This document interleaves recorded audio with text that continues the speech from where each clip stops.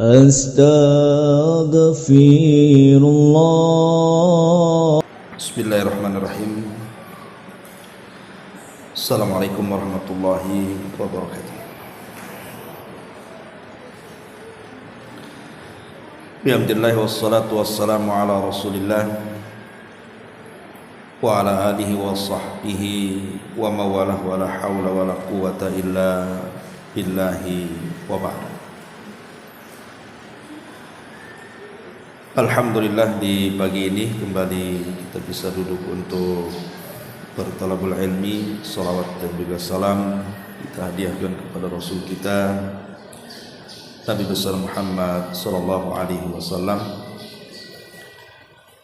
Dan kita lanjutkan kajian kita, masih membahas kitab Umdatul Ahkam,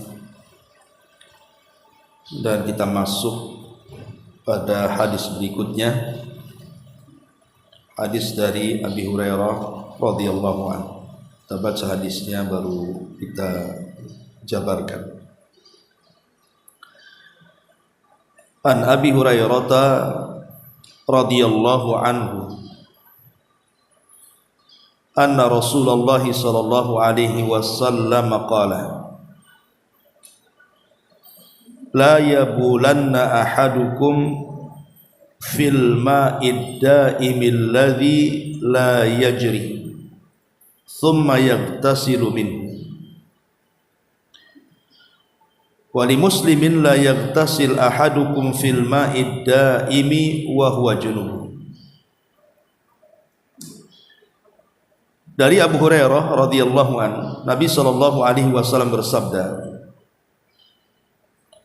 janganlah salah seorang di antara kalian kencing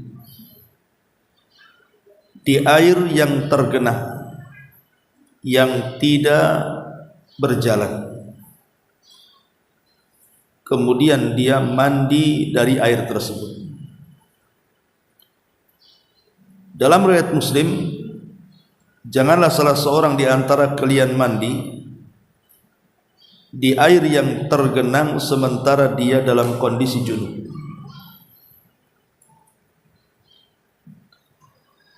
Hadis ini, ma'asyiral muslimat yang dimuliakan Allah Subhanahu wa taala, hadis yang menerangkan tentang adab ataupun etika orang buang hajat. Baik, sebelum saya jelaskan hadis ini, kita harus tahu dulu tentang adab-adab buang hajat itu apa. Kan ini salah satunya. Yang pertama, adamu istiqbali qiblatis salati indal bauli wal ghaib. Tidak boleh seseorang itu ketika buang hajat dia arahkan ke kiblat salat, baik ketika kencing ataupun berak. Jadi tidak boleh seseorang menghadap kiblat. Makanya walaupun ada khilaf di antara ulama tentang hadis larangan menghadap kiblat ini, maksudnya adalah apakah di luar daripada kamar mandi atau juga termasuk juga di kamar mandi. Memang terjadi khilaf ulama. Walaupun ada yang membolehkan kalau di dalam ruangan kamar mandi maka tidak mengapa. Tapi larangan ini lebih kepada kalau kita buang hajat di luar rumah, di tempat terbuka maksudnya. Tapi meski demikian, kalau seandainya ibu membangun rumah, maka sebaiknya ketika membangun kamar mandi itu, khususnya ketika membangun toiletnya, maka perhatikan arahnya. Kalau bisa jangan menghadap kiblat ataupun membelakanginya.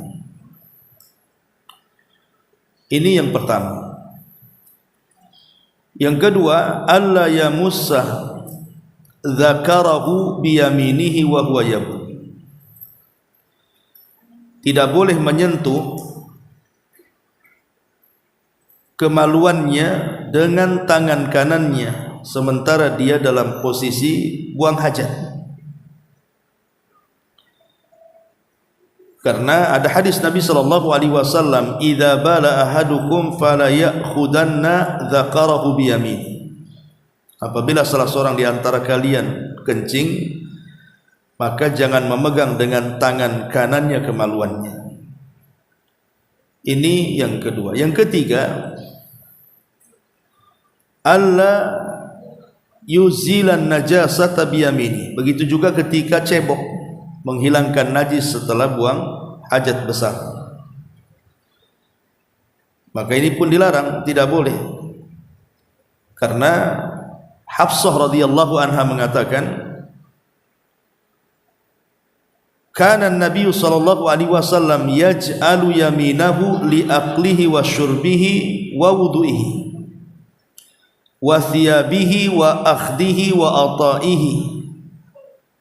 Nabi sallallahu alaihi wasallam selalu menggunakan tangan kanan itu untuk makan, untuk minum, untuk wudu, saat berpakaian, saat memberi, saat mengambil.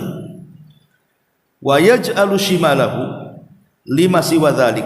Baru kemudian menggunakan tangan selain yang kanan, maksudnya kiri, untuk selain itu, termasuk juga untuk buang hajat, membersihkan najis saat selesai buang hajat. Jadi tangan kanan itu hanya memegang keran ataupun semacam cidukan gitu ya. Tapi yang membersihkan itu tangan kirinya. Ini yang ketiga. Yang keempat, dan disunahkan an yaqdiya hajatahu jalisan. Kalau seseorang hendak buang hajat, baik kencing ataupun buang hajat besar, sebaiknya duduk. Sebaiknya duduk. Kenapa demikian? Karena itu lebih astar. Pertama, lebih tertutup. Aurat kita lebih tertutup. Wa aman min irtidadi rasyasatil bauli alaihi. Dan lebih aman supaya percikan kencingnya itu tidak mengenai badan kita ataupun pakaian kita. Walaupun sebenarnya kencing berdiri itu dibolehkan, tidak ada masalah. Karena walaupun ada hadis Nabi SAW yang mengatakan, kata Aisyah radhiyallahu anha, apabila ada orang yang mengatakan Rasul pernah kencing berdiri, maka jangan dibenarkan. Man qala anna an-nabiy sallallahu alaihi wasallam bala qa'iman fala tusaddiqu. Kata Aisyah, barang siapa yang berbicara bahwa Rasul pernah kencing berdiri, jangan dibenarkan. Tapi di sisi lain ada sahabat namanya Hudzaifah ibn Yaman, itu pernah melihat Rasul kencing menghadap tong sampah. Sehingga para ulama, karena dua-duanya kan sahih masalahnya, mana yang betul ucapan Aisyah atau apa yang dilihat Hudzaifah, maka kemudian diambil tengah-tengahnya. Ya, Aisyah itu mengatakan seperti itu sepengetahuan dia, karena dia di rumahnya. Hudzaifah juga bicara seperti itu juga sesuai pengetahuan dia di luar rumah. Sehingga jam'u baina adillataini aula min tarki ahadihima. Para ulama hadis membuat kaedah menggabungkan dua riwayat itu lebih baik dibandingkan membuang salah satunya. Dengan cara apa? Kalau dengan cara kencing berdiri itu lebih bisa membersihkan dari najis, kencing berdiri. Tapi kalau dengan cara duduk itu lebih bisa membersihkan dari najis, maka sebaiknya duduk. Maka dari sini dilihat kondisi itu maksudnya. Kapan berdiri, kapan duduk gitu kan. Ini yang keempat. Kemudian yang kelima, an yastatira an a'yunin nas inda qada'il hajah. Hendaklah berusaha menghalangi dari pandangan manusia saat melaksanakan hajatnya. Sebisa mungkin lebih sembunyi, lebih baik lagi. Apalagi dalam kondisi-kondisi tertentu kan Bu Ibu, dalam perjalanan tiba-tiba kebelet gitu ya, sementara tidak ada kamar mandi umum, kemudian hanya ada sungai ya sepanjang jalan itu ya, maka sebaiknya cari tempat yang betul-betul orang tidak bisa melihat kita. Masalahnya takut Ustaz, nanti pula di semak-semak ada ular pula nanti. Ya, sebisa mungkin intinya jangan sampai ada orang melihat kan. Intinya seperti itu, entah dihalangi dengan kain, dengan apa, terserahlah, yang jelas jangan sampai kemudian ketika kita buang hajat manusia memandang kita. Kemudian yang nomor 6, alla yakshifal aurata illa ba'da an yadnuwa minal ardi. Tidak boleh seseorang langsung membuka auratnya kecuali memang setelah di tempat dia hendak buang hajat. Jangan dari jauh sudah dilepas celananya gitu, padahal tempat buang hajatnya masih jauh gitu. Maksudnya kalau buka celana, maka ya ketika di tempat kita buang hajat di situ. Kalau di kamar mandi ya setelah masuk kamar mandi. Kemudian yang nomor 7, ini juga yang sangat penting sekali. Kalau memang posisinya di kamar mandi, ibu dalam rumah gitu kan, ada WC, ada kamar mandi, ataupun kamar mandi masjid atau kamar mandi umum di terminal, bandara dan yang semacamnya, maka ada adab-adab juga yang harus dipahami. Ya, adab ini secara umum. Pertama, bicara soal doa, ini penting. Doa. Dan doa ini tidak hanya berlaku ketika masuk ke kamar mandi saja. Walaupun tidak ada kamar mandinya, anggaplah di hutan atau di padang pasir, tetap juga doa ini harus dibaca.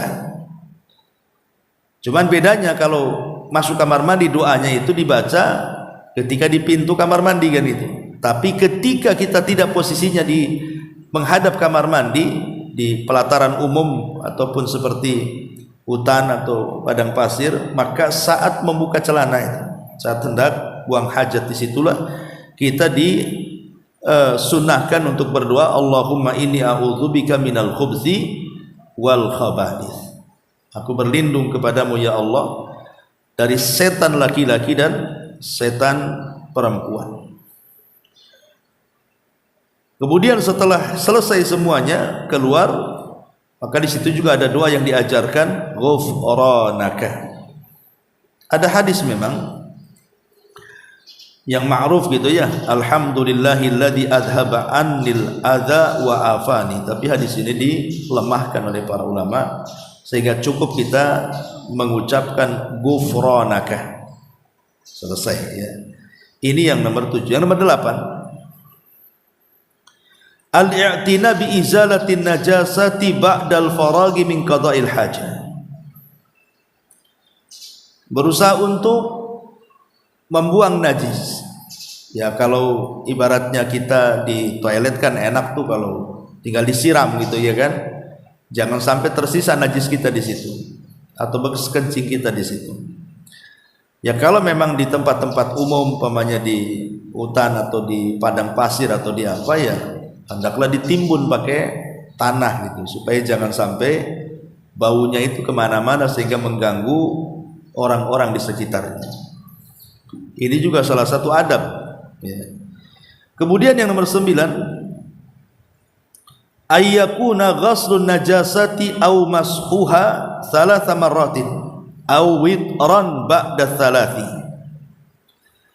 Ketika seseorang cebok, baik dengan air ataupun dengan batu istijmar, maka disunnahkan menggunakan 3 gayungan.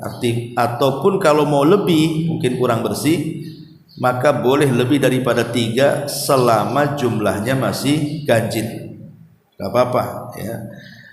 Tapi sekali lagi ini sunnah saja. Kalaupun genap ya tidak masalah, cuma sunnahnya diganjilkan.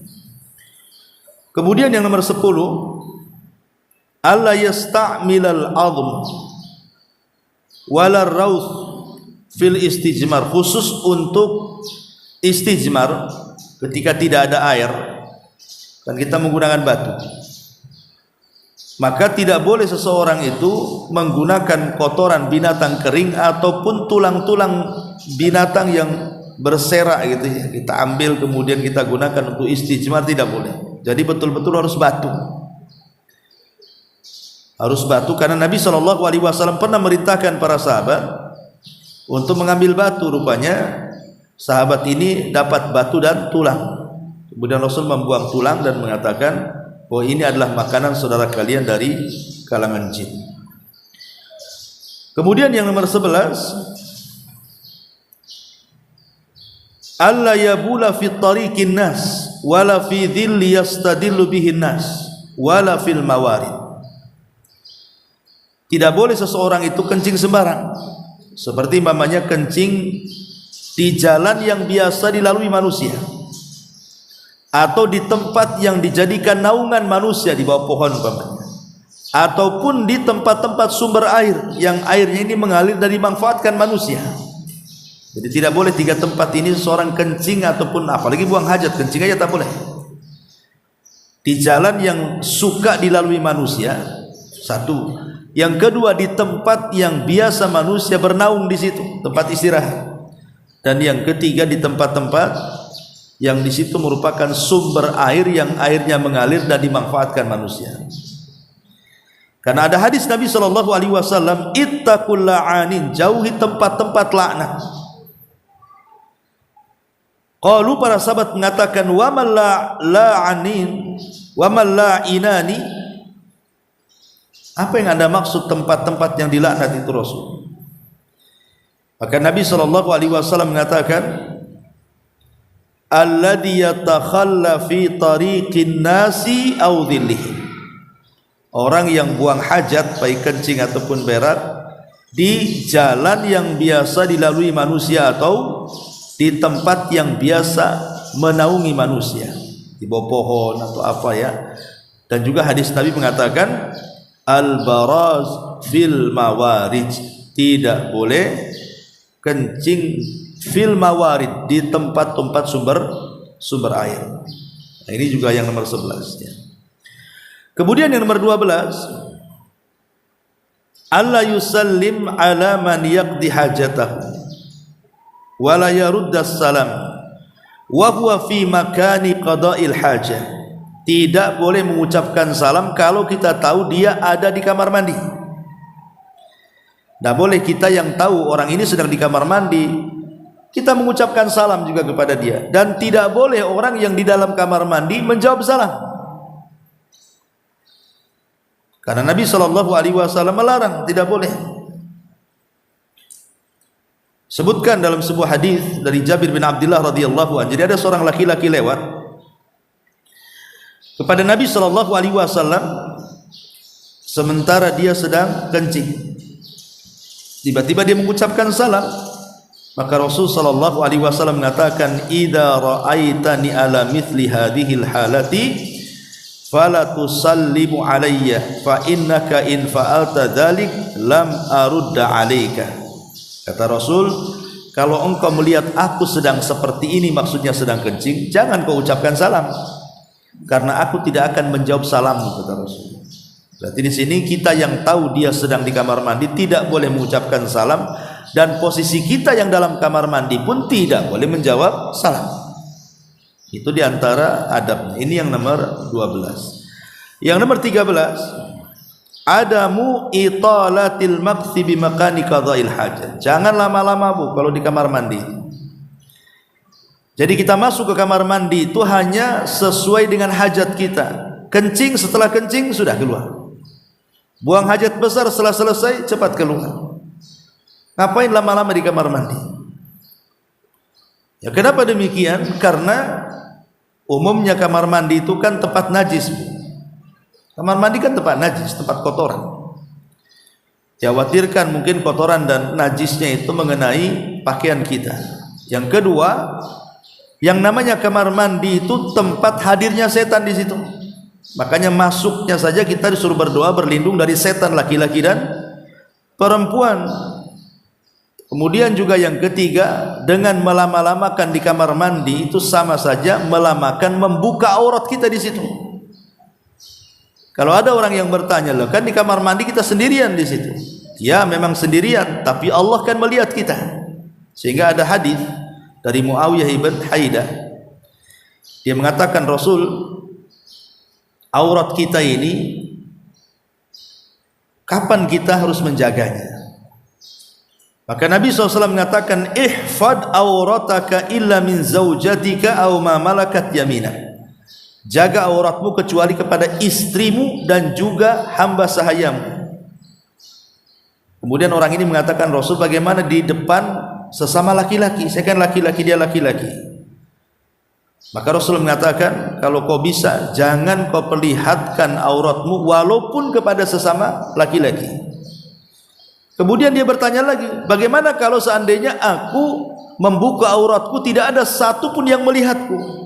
Seperti di kamar mandi kan nggak ada yang melihat.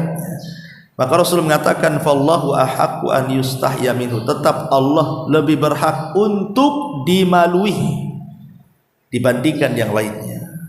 Jadi dengan lamanya kita di kamar mandi kan sama saja dengan lama membuka aurat namanya. Makanya tidak boleh lama-lama lah. Celakanya hari ini justru kadang-kadang toilet itu diindah-indahin, dicantik-cantikin, lebih indah dibandingkan ruang tamu. Coba dilebarin, dicantikin gitu ya, dikasih interior yang luar biasa. Kalau bisa duduk di situ sejam ya sejam lah kan itu. Apalagi sekarang zaman handphone, kencing aja pegang handphone, buang hajat pegang handphone kan itu. Jadi buang hajatnya selesai, filmnya belum selesai itu. Akhirnya diselesaikan di kamar mandi kan masalah ya. Jadi ini adab di kamar mandi itu adamu italatil maqsi bimakani qada'il hajah. Tidak boleh lama-lama di tempat yang di situ tempat buang hajat. Ini yang ke-13. Yang ke-14 ya. Adamu idkhali ma fihi zikrullah. Tidak boleh memasukkan sesuatu yang dalam sesuatu itu ada zikir Allah. Seperti tulisan bismillah, tulisan asma Allah. Ya, pokoknya ada nama-nama Allah di situ, jangan dibawa masuk kamar mandi. Tidak boleh. Dan itu difatwakan oleh para ulama. Dhahaba jumhurul fuqaha'i ila karahiyati dukhulil khala bi syai'in fihi dzikrullah. Jumhur ahli fikih memakruhkan seseorang itu masuk ke kamar mandi membawa sesuatu yang ada zikir kepada Allah Azza wa Jalla, illa li hajatin, kecuali karena ada hajat, kebutuhan. Seperti umpamanya uang, dalam uang itu mungkin ada tulisan bismillah umpamanya kan. Alhamdulillah uang kita tidak ada tulisan itu ya. Mungkin di uang tempat lain itu. Tetapi sebagian ulama kecuali kalau disembunyikan. Disembunyikan artinya umpamanya kita bawa surat undangan. Dalam surat undangan itu ada bismillahirrahmanirrahim, assalamualaikum umpamanya kan. Nah, kita harus masuk kamar mandi pula. Ini di di tempat umum. Kalau kita letak takutnya hilang, maka kita boleh kita lipat, kita masukkan kantong, kemudian kita masuk. Maka dibolehkan, dan itu fatwa daripada Syekh Utsaimin, selama tidak ditampakkan boleh. Contoh umpamanya di handphone. Di handphone ini kan ada aplikasi Quran. Ya, selama tidak dibuka, kita buka aplikasi lain yang selain ada zikir kepada Allah, tidak ada masalah. Ya, tapi kalau ada zikir kepada Allah atau ada suara-suara seperti suara Quran, suara zikir, suara-suara yang kemudian di situ ada zikrullah, ada zikir kepada Allah Azza wa Jal, maka tidak boleh. Makruh hukumnya, tidak boleh membawa sesuatu yang ada zikirnya kepada Allah Subhanahu wa Ta'ala. Ini yang ke-15, 14 ya. Kemudian yang ke-15, adamul kalami asna qada'il hajati li ghairi darurah. Tidak banyak ngomong, tidak banyak bicara saat melaksanakan hajat. Bahkan Imam Nawawi dalam kitabnya Al-Majmu' dengan tegas mengatakan, kata Imam Nawawi rahimahullah ta'ala, karahiyatul kalami ala qada'il hajati muttafaqun alaihi. Makruhnya bicara saat buang hajat itu disepakati dalam mazhab Syafi'i. Dalam mazhab Syafi'i disepakati tidak boleh makruh, kecuali karena ada hajat. Karena ada hajat, umpamanya kerannya gak nyala, ya kan? Sementara cetekannya di luar. Ya, terpaksa kita ngomong sama orang yang di luar, tolonglah itu nyalakan, saya tidak bisa cebok umpamanya kan, terpaksalah bicara kan. Atau karena sebuah hajat, ya ibu lagi enak-enak buang hajat di situ, tahu-tahu datang kecoa, ibu pula takut sama kecoa. Nah, Salah kemudian ibu jerit-jerit di situ kan, minta tolong. Ya minta tolong kepada yang ada mahramnya di situ, yang boleh melihat aurat seperti sama suami. Kalau dia masuk kamar mandi kan gak ada masalah kalau sama suami itu. Kalau yang lainnya jangan kan itu. Ini juga diantara adabnya yang ke-15. Yang ke-16, adamu istiqbalir bil bauli. Jadi kalau ibu ini buang hajat di tempat umum, tempat bukan dalam rumah, bukan dalam kamar mandi kan, maka hindari arah angin. Jangan kencing ke arah angin. Nah, itu berbalik nanti ke badan kita nantinya kan, najisnya itu. Maka perhatikan arah angin itu kemana, jangan sampai menghadap arah angin. Termasuk juga yang ke-17, adamul bauli fi syakki wal hujri wa nahwi dzalik. Tidak boleh kencing menghadap lubang-lubang. Ya, menghadap lubang-lubang yang ada di luar rumah, umpamanya di kebun, di hutan, di padang pasir ada lubang gitu ya. Kita arahkan pula kencing itu di lubang itu. Kenapa demikian? Ada dua kemungkinan. Pertama, lubang itu adalah tempat bersarangnya hewan-hewan yang membahayakan, ular, kalajengking dan yang semacamnya. Ataupun lubang-lubang itu dijadikan tempat bersarangnya syaitan, jin. Sehingga ketika kita kencing di situ, yang marahlah jin dikencingi, ibu aja dikencingi marah, jin juga sama lah marah. Hewan juga sama, dia bisa membahayakan kita kan, itu bisa melawan tuh. Apalagi ular kan itu. Jadi itu juga salah satu adab, tidak boleh kencing diarahkan ke lubang-lubang dan yang semacamnya. Ini yang ke-17. Kemudian yang ke-18, kalau memang sifatnya di kamar mandi, maka taqdimul qadamil yusra, masuk saja kamar mandi kaki kiri yang melangkah, baru keluarnya kaki kanan yang melangkah. Kemudian yang ke-18, di antara adabnya juga adalah seseorang itu al-i'tina bi izalatin najasati ba'da faraghi minal qada'il hajah. Punya perhatian ya terhadap badan dia. Takutnya ada kencing yang keciprat, ada berak yang menempel di badan, ada berak yang menempel di pakaian. Pokoknya sebelum keluar dari kamar mandi pastikan bahwa kita tidak membawa najis. Ya. Dan kalau memang ada terciprati itulah istilahnya dengan najis, maka segera dibersihkan. Karena takutnya kita lupa kemudian pakaian itu pula dipakai sholat. Ya, kita tidak tahu kan gitu ya. Maka ini juga diantara adab-adab buang hajat. Lah yang terakhir inilah yang kita akan bahas tentang hadis Nabi sallallahu alaihi wasallam, la yabulanna ahadukum fil ma'id da'imil ladzi la yajri thumma yaghtasilu minhu, wa fi riwayah la yaghtasil ahadukum fil ma'id da'im wa huwa junubun. Tidak boleh salah seorang di antara kalian kencing di air yang tidak mengalir alias tenggenang. Kemudian mandi pula dia di situ. Masalahnya Bu, kadang-kadang ada perumahan-perumahan itu yang di situ disediakan kolam renang. Ya namanya kolam renang ya memang kan kalau kolam renangnya bagus, umpamanya ada air yang mengalir, ada yang masuk, ada yang keluar kan bagus. Tapi kan rata-rata kolam renang itu walaupun ada yang keluar, itu juga yang masuk, diputar-putar aja airnya di situ kan Bu. Ya bukan air baru masalahnya, dikeluarkan dimasukkan lagi, dikeluarkan dimasukkan lagi. Bukan ini keluar ke sana air baru masuk dah gitu. Kalau ini keluar ini masuk itu bukan tenggenang artinya. Air itu berjalan gitu ya. Air tenggenang itu air itu saja. Dia nggak ada air baru, itu namanya air tenggenang tuh. Walaupun nampak muter tapi itu juga airnya. Lah masalahnya adalah ketika umpamanya kita ini berenang di kolam renang, tiba-tiba ada yang kencing di situ, atau kita pula ingin kencing di situ. Tapi sekarang kan ada obatnya itu, kalau kencing di situ nampak tuh sekarang ya. Anggaplah tidak nampak lah, ibu kebelet kencing gitu kan, adalah kencing di celana, akhirnya di situ. Lah apakah berlaku kepada kolam renang hadis ini ataukah tidak berlaku? Karena sebagian mazhab Syafi'i mengatakan bahwa larangan tidak boleh kencing di air tenggenang kemudian mandi di situ. Ini maksudnya kepada air yang debit airnya itu kurang dari 2 kulah. Kalau di atas 2 kulah tidak ada masalah.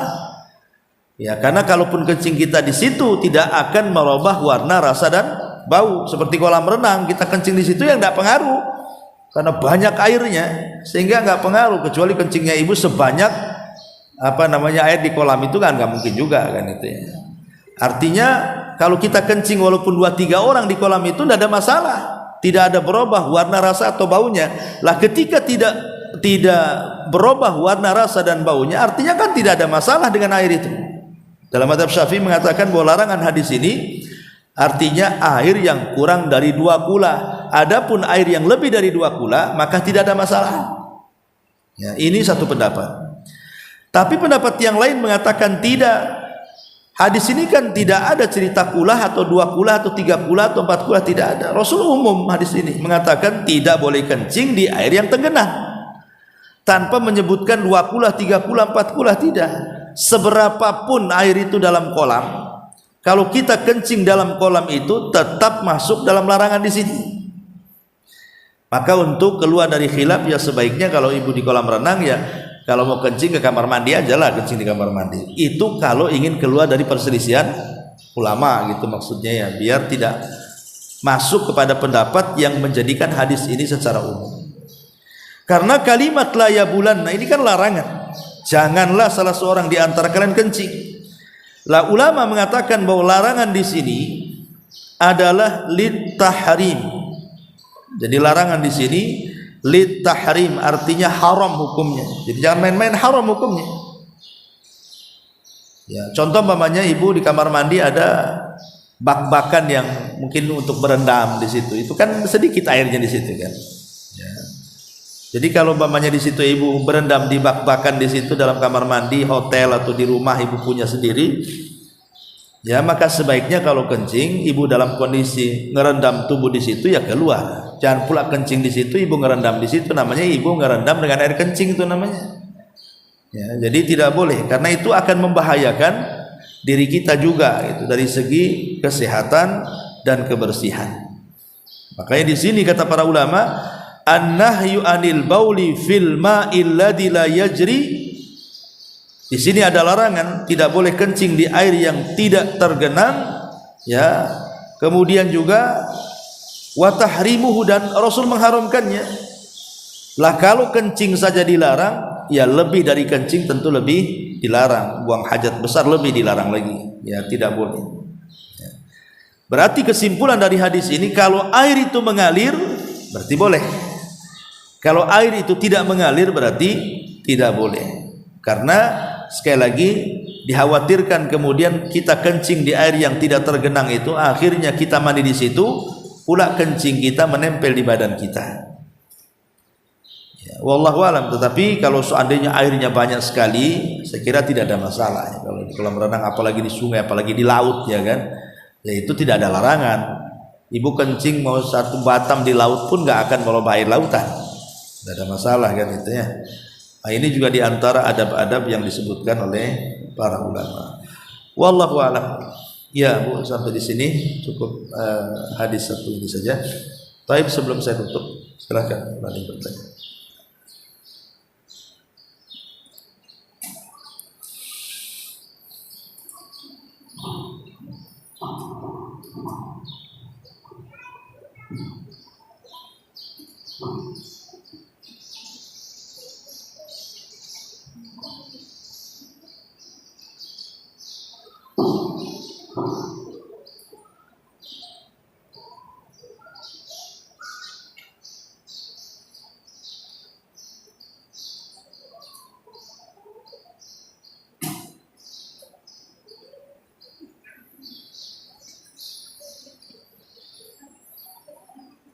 Ada? Belum ada, ditutup.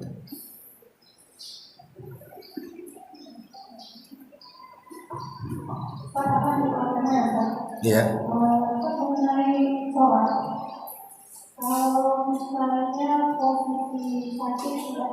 berdiri itu untuk posisi duduknya bebas atau kita bisa itu satu yang kedua mengenai jamaknya Pak. Misalnya mau sholat ketika maghrib misalnya, sementara perjalanan itu akan sampai besok pagi setengah 8. Nah untuk sholat isya itu boleh nggak dilakukan waktu untuk jam itu dan sholat subuh itu gimana? Iya. Ya, alhamdulillah. Di antara rukhsah yang Allah rukhsahkan kepada kita saat sholat tidak mampu berdiri adalah dengan cara duduk. Dan berdiri dalam sholat itu sering saya katakan hukumnya rukun, Bu, ya. Bagi sholat wajib hukumnya rukun. Tapi bagi sholat sunnah tidak. Karena kalau sholat sunnah walaupun kita sanggup berdiri boleh duduk kan, ya. Jadi kalau ibu sholat malam nih capek berdiri, maka ibu boleh sholat duduk. Cuman masalahnya kalau ibu sholat duduk padahal mampu berdiri hanya karena kecapean, maka pahalanya separuh daripada pahala sholat berdiri. Itu kalau sholat sunnah. Tapi kalau sholat wajib tidak ada. Kalau sanggup berdiri tidak berdiri ya batal sholatnya, karena berdiri dalam sholat wajib itu rukun. Tapi kalau sama sekali memang tidak bisa berdiri, karena saya juga pernah mengalami waktu tingginya asam urat itu tidak sanggup yang berdiri, ya terpaksa duduk gitu kan. Lah macam mana posisi duduknya? Ya posisi duduk itu tidak ada kriteria tertentu, boleh duduk di lantai dengan cara murabba. Murabba itu duduk sila, ya. Ataupun dengan cara duduk di kursi, cukup mengisyaratkan. Dan ingat, isyarat dalam sholat duduk itu bukan membungkukkan badan. Isyarat itu kepala, ya. Jadi saya praktikkan begini. Jadi mamanya kita sedang sholat, Allahu Akbar, pas ruku gini saja, Subhanallah, Subhanallah. Kemudian sami Allah liman hamidah. Kemudian pas sujud lebih rendah lagi kepalanya. Gitu ya. Bukan begini. Bukan begitu, bukan gini. Oh, kan ada orang yang sholat sampai seperti itu. Tidak ada hadisnya itu yumi'u bi ra'si. Semua riwayat yang bicara tentang sholat duduk itu semua dengan membahasakan yumi'u bi ra'sihi, mengisyaratkan dengan kepala, bukan dengan badan. Ya, jadi cukup kepalanya saja yang membuat isyarat itu. Kalaupun ruku ya ruku. Kalau sujud gitu. Ya, enggak perlu bungkuk-bungkuk gini. Ya. Jadi bisa posisinya duduk sila di lantai atau di kursi, tidak ada masalah. Jadi bebas ya. Terus tentang masalah orang yang sholat di pesawat, memang pada dasarnya sholat wajib itu tidak boleh dilakukan di atas kendaraan. Rasul tidak pernah melakukan sholat wajib di atas kendaraan, dan Rasul hanya melaksanakan sholat sunnah saja di kendaraan. Jadi kalau sholat sunnah Rasul pernah sholat di kendaraan, sebagaimana para sahabat juga mereka sholat di atas kendaraan mereka.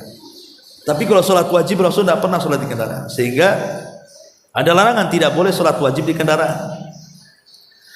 Cuman masalahnya kendaraan di zaman Rasul kan memungkinkan turun, karena kendaraannya kalau nggak unta keledai kuda kan itu ya, bisa lah turun gitu. Nah, kalau sekarang naik pesawat turunnya semana tuh? Ya, terjun payung atau gimana kan? Sehingga kan di sini ada hukum darurah namanya. Kata Syekh Utsaimin rahimahullah taala, walaupun pada dasarnya sholat wajib di kendaraan itu tidak boleh, tetapi kalau dalam kondisi darurat seperti dalam bus, dalam kereta, kalau kita turun ketinggalan, dalam pesawat kalau kita turun jatuh mati pula, maka itu masuk pada hukum darurah. Ad-daruratu tubihul mahdurat. Namanya sesuatu yang darurat itu membolehkan yang dilarang. Ya.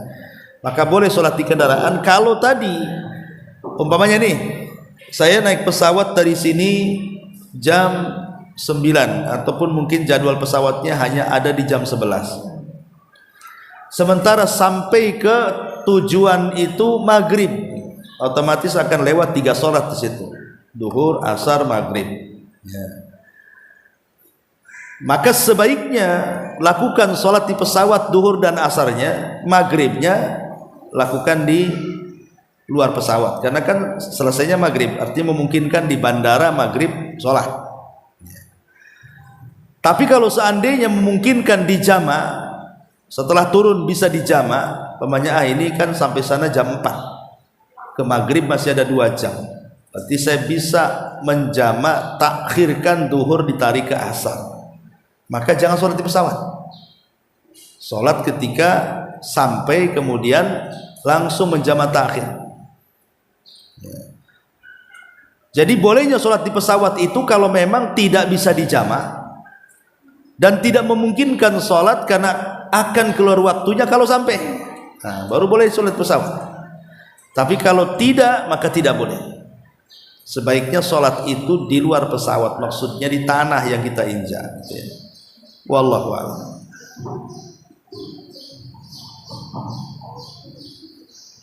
Ustaz, maksudnya sholat subuhnya itu tadi gimana, Ustaz? Yang kayaknya sudah berapa ini. Nah, di situ boleh sholat juga. Bukan, ibu kan pertanyaannya tadi naik pesawatnya jam berapa? Oh, ini kita bis malam. Oke, bis malam jam Isya belum sholat. Makanya kita tanya apa misalnya tadi boleh sebelum berangkat di sholat kita itu sama sholat subuhnya ini kan sholatnya dia sama berapa dan tidak bisa tidak boleh di dalam bis itu. Iya begini Bu, kalau isya dengan subuh kan nggak bisa dijamak. Ya. Dan kalau memang pas kebetulan waktu basnya itu waktu isya, ya sholat isya di dalam bas lah. Sholat isya dalam bas. Tapi kalau ibu bisa melobi sopirnya berhenti dulu ya lebih baik kan gitu ya. Bang tolonglah berhenti. Masa nggak bisa basnya kayak gitu? Ya kalau nggak bisa sama sekali, umpamanya basnya karena ini juga dia ngejar waktu, ya sudahlah tayamum kalau memang nggak ada air, sholat di atas bas atau wudhu sebelumnya. Hah? Lah ini kan ibu belum sholat maghrib berarti? Sholat maghrib masih bisa dibuatkan. Ketika isya itu masuk dari bis. Ketika masuk isya itu. Iya paham. Ibu berarti kan udah maghrib. Sudah di rumah. Di rumah. Kalau seandainya perjalanannya jauh dan akan sampai di pagi hari, sebaiknya dijamah supaya jangan sholat isya di atas bas. Ya sholat subuhnya terpaksa dalam bas lah. Kecuali kalau sampai sananya, pamannya masih ada waktu untuk subuh, sampainya jam 4 gitu kan. Artinya kan masih bisa kita ini sholat di darat, tidak di kendaraan. Tapi kalau sampai sananya umpamanya jam 7 pagi, berarti kan sudah lewat subuhnya tuh. Ya sholat di bas lah apalagi. Iya. Jadi intinya menjamak sholat itu walaupun kita seperti tadi kan maghrib kita masih belum keadaan safar, jadi kita bisa menjamak sholat berikutnya walaupun kita belum safar. Boleh, karena jamak itu tidak ada kaitan dengan safar. Yang ada kaitan dengan safar itu qasar. Jamak itu walaupun tidak safar boleh. Ya, pamannya ibu nih jadi pengantin, ya kan? Nanti nih kalau sholat wudhu habislah bedah nih. Ya udahlah dijama saja, nggak apa-apa. Sekali-kali boleh. Jama tanpa alasan itu dibolehkan, walaupun tanpa ada alasan. Sekali-kali menjama boleh, tanpa sebab loh. Sekali-kali saya mau jama lah tuh dengan asar, boleh, tidak ada masalah. Ya, tapi tidak boleh diseringkan. Sekali-kali boleh. Apalagi kalau ada sebab seperti hujan deras, sakit, sibuk, ada keperluan dan begitu seterusnya, maka lebih dibolehkan lagi. Apalagi sebabnya darurat seperti polisi sedang mengatur lalu lintas, kalau ditinggal tabrakan, nah itu kan jelas lebih bahaya lagi kalau tidak dijama kan. Jadi walaupun tanpa sebab boleh, karena jama itu lain dengan qasar. Kalau qasar itu bicara safar, tapi kalau jama itu bicara kesibukan, baik anda safar ataupun tidak, boleh syariat jama. Wallahu a'lam. Assalamualaikum Ustaz. Wassalam. Ustaz, anak dapat apa namanya dari kajian itu kan sholat sunnah kalau itu juga bisa ditunda ya Ustaz dalam keadaan darurat kalau misalnya kita biasa istiqomah. Terus seperti kita terlambat sholat subuh, kita bisa juga mengerjakan sholat subuh dulu, nanti sholat fajarnya setelah sholat subuh ya Ustaz. Terus kalau sholat cara mengerjakannya dulu gimana Ustaz? Kita ini waktu kita kejar saya dulu itu sudah habis, tapi kita harus mengerjakan sholat wajibnya. Yang pada saat di awal itu kita kerjakannya apa Ustaz? Cara mengerjakannya gimana? Maksudnya orang biasa mengerjakan qobliyah, rawatib, ba'diyah dan qobliyah gitu ya. Kemudian ada sesuatu hal yang membuat kita meninggalkan. iya. Cara mengerjakannya gimana? Ya Nabi SAW juga pernah melaksanakan ba'diyah zuhur setelah asar. Oh, setelah asar. Ya. Rasul pernah, karena ada kesibukan setelah duhur itu entah masalah apa gitu kan dijelaskan dalam hadis itu, tapi Rasul disibukkan dengan sesuatu sampai masuk waktu asar. Maka Nabi SAW akhirnya melaksanakan ba'diyah zuhur setelah asar, tapi bagi tanda kutip ya yang tidak pernah meninggalkan, yang istiqomah terus gitu maksudnya ya, sekali meninggalkan maka boleh diqadha seperti itu. Tapi kalau sekali-kali mengerjakan ngapain, kadang-kadang ada waktunya aja nggak ngerjain kan, itu kok diqadha pula kan, ya nggak pantas lah ya. Kalau qobliyahnya, nah, qobliyahnya nggak ada riwayat masalah itu. Iya, ba'diyah saja. Nah, lain kalau seandainya qobliyah subuh. Karena kan kalau qobliyah subuh itu memang ada riwayatnya. Nah, seperti juga ba'diyah zuhur ada riwayatnya. Ya kita kan hanya berlaku kepada yang ada dalilnya saja.